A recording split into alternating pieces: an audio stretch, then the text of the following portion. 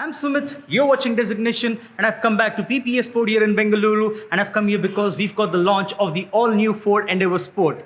Now, what does this Ford Endeavour, the Endeavour Sport, have to offer as against the regular Endeavour? Well, a fair bit. I'm going to tell you all about it. You make sure that you watch this video till the end because there's quite a bit to talk about. And if you're new to this channel, if you've never been here before, well, I make car reviews, travel logs, car maintenance tips, etc. So subscribe and hit the bell icon so that you get notified every time I put out a video. The theme, so to speak, of the Ford Endeavour Sport is that everything is black. Well, almost everything. Starting with the grille, it gets a new grille. Of course, it gets the ebony black treatment and the Ford logo in the center. And the treatment on the grille, the gaps that you see, they're actually much bigger than they seem in the pictures. When I come here and look at it closely, I realize that it looks quite menacing.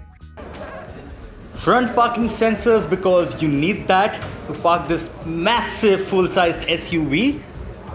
And under that, even the skid plates are black. In the regular Ford Endeavour, you get silver skid plates. Here it's black, completely black, as you can see. I know it looks kind of red here, but it's not, it's black. It looks red because of the reflection of the carpets down here. Moving on to the lights, the headlights is an all LED setup. You get LED projectors for the low beam, reflectors for the high beam, LED DRLs and the indicators, but the fog lamps are halogens. As you can see, the Ford Endeavour Sport looks quite menacing indeed, especially from the front. Moving on to the sides, the first among several changes here is the design of the alloy wheels. Now, when I saw it in the pictures and videos and stuff, I thought they looked kinda meh. But when I got here and I saw it in flesh, I realized that this looks pretty awesome. Again, quite menacing actually.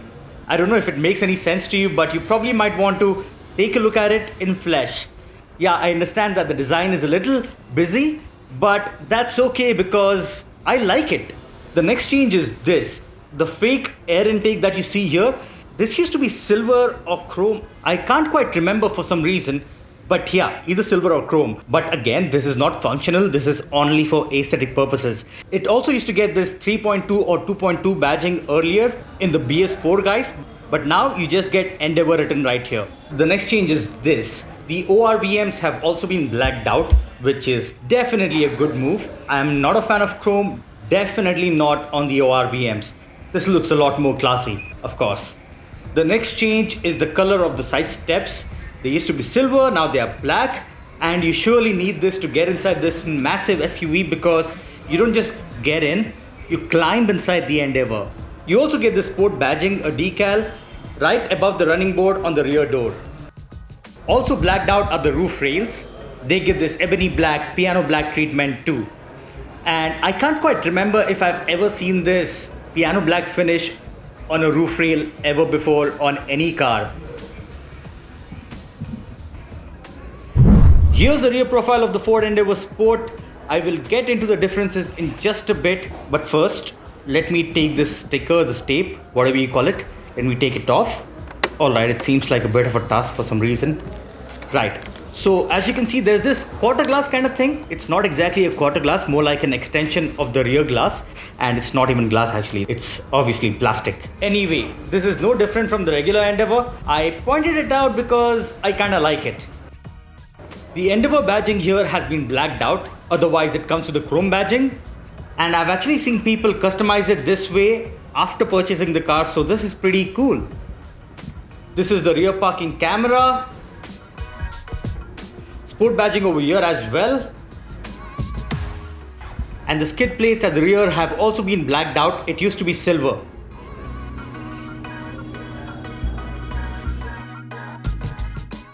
Let me show you the boot. There's an electromagnetic tailgate opener right here. And the boot, even with all the 3 rows up, is actually decent enough.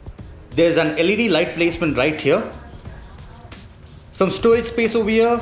A 12-volt charging socket. You can increase the boot carrying capacity by folding the last row of the seats, and that can be done with simply a press of a button.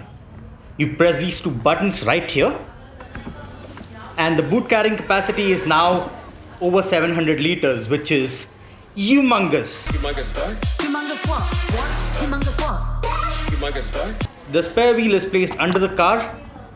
This is the space where you keep the toolkit, and there's another compartment right here where you can keep some other stuff as well. The spare wheel is right here. Not an alloy, but doesn't really matter because, well, it's under the car and it's meant to be only temporary. You do get a powered tailgate. All you need to do is press this button right here and the tailgate closes. The tail lamps are LEDs, of course. Oh, before I forget, there's a party trick right here. You come near the boot, you swipe your leg, and the boot opens. When the boot is open and you swipe your leg again, the boot closes. I'll show you the last row seats, but even before I get there, let me tell you that the last row is best suited only for kids or adults who are not too tall. Actually, literally just short adults or kids.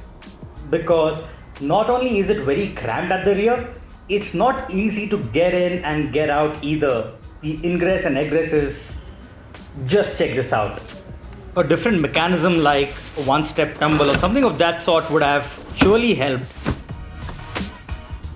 But well, I'm not certain if it's possible with these seats in the center row. It's a struggle to get in. The struggle is real. My height for reference is 5'9", and as you can see, there is absolutely no space for me at all. At all. I'm also sitting quite knees up, and it's just too cramped for me. It's not cramped, there's just no space to even be cramped. So this space is best for kids or someone who's really short. Now, we've pushed the seat a little forward. That has freed up some space, just about adequate space for me to fit in. There's just about some knee room for my knees. That's all, no leg room still. Although there are some practicality bits here, like there's this cup holder on both the sides and there's this light placement. It's an LED light. Let me just turn this on. Alright, so there's an LED light placement here. There's air conditioning as well. That is pretty awesome. And there's a hook over here as well. That's some interesting attention to detail. With all these practical bits, plus the seat, which is very comfortable, the cushioning is good, the kids over here would be quite comfortable, or even really short adults. As I said, the egress isn't very comfortable either, so yeah, you get the point.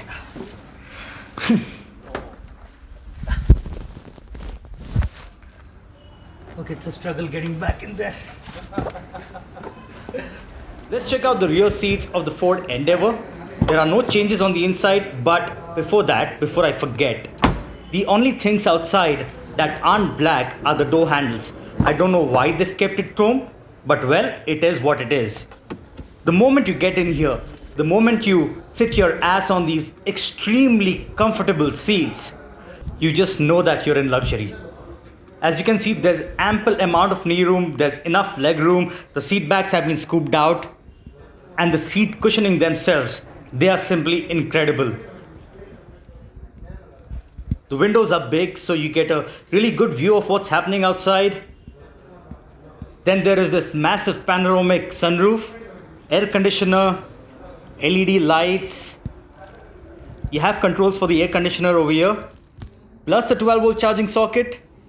It is just such a nice place to be in. If you are chauffeur driven, you're gonna have an extremely comfortable ride because, well, not just the features, not just the comfort over here, even the ride quality is phenomenal. You get the sensors for the smart keyless entry on both the front doors, which is obvious at this price point, but thought I'll point it out anyway. Now let's check out the driver's seat. I mean, I'm gonna climb onto the driver's seat because that's what you literally do here.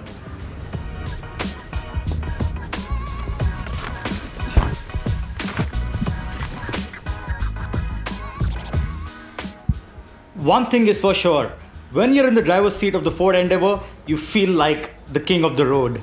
You sit so high above the ground, and this SUV is so massive that you look down on other vehicles on the side and in the front, like quite literally. These are the controls for the headlights. These are the switches to increase or decrease the brightness of the instrument cluster.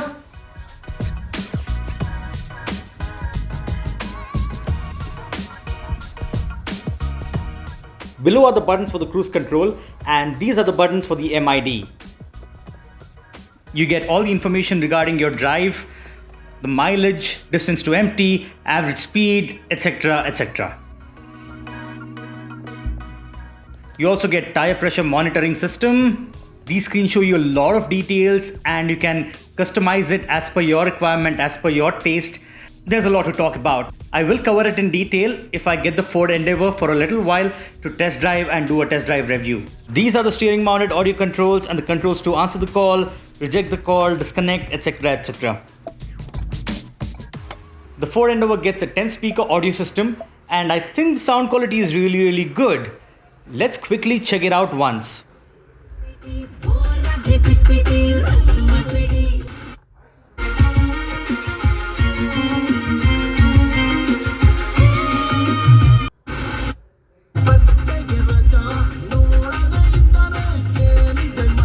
Yep, pretty good. Definitely very good. The quality of the materials used for parts inside the cabin is absolutely top notch. Some soft touch materials here, then there's this glossy finish. It looks very classy and it feels pretty good to touch as well. And somehow it's not even fingerprint magnet as such. This is to select the terrain mode. You can choose a terrain mode depending on where you're driving. Those are the buttons for the traction control, the differentials, etc. I'll get into the details of those when I do a test drive video. Some storage space here, a couple of USB ports, and the 12-volt charging socket right here. Those are the buttons for the 2-zone automatic climate control. A couple of cabin lights in the front as well, auto dimming IR VMs, and of course a massive panoramic sunroof.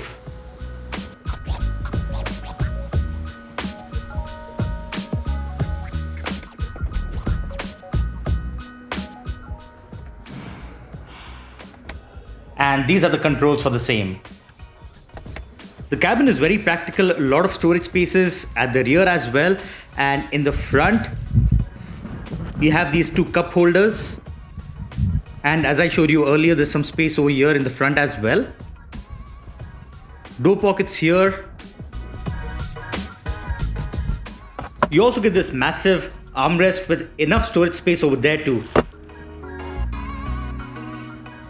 The glove box is also decent sized. There's a light placement over there. I don't really know what you guys feel about this, but I prefer this traditional handbrake as against the electronic ones that you get in the modern cars. Yeah, I prefer this. Just too used to it probably, I don't know. The Sync 3 audio system is obviously top notch. It's as good as any infotainment system that you can possibly think about. It's very smooth to use. The feedback is pretty good. There's no lag as such. Yeah, it's perfect. Other features include safety tech like 7 airbags, ABS, EBD, ESC, seatbelt warnings, crash sensor, ISOFIX child seat mounts, hill descent control, hill assist. There's so many to talk about. Convenience like follow me home headlamps, air quality control, lane change indicator. There's so many features here. It's such a feature loaded car. I'm sure I would have missed out a few. So I'll just mention it down here. Right. That's about it for now. I'll come up with a very detailed test drive review when PPS Ford gives me the Endeavour to test. For now, if you want to book yourself this massive SUV or any Ford car for that matter, you can do so at any PPS Ford dealerships in Bangalore. You can find the contact info and other details in the pinned comments below. Thanks for watching.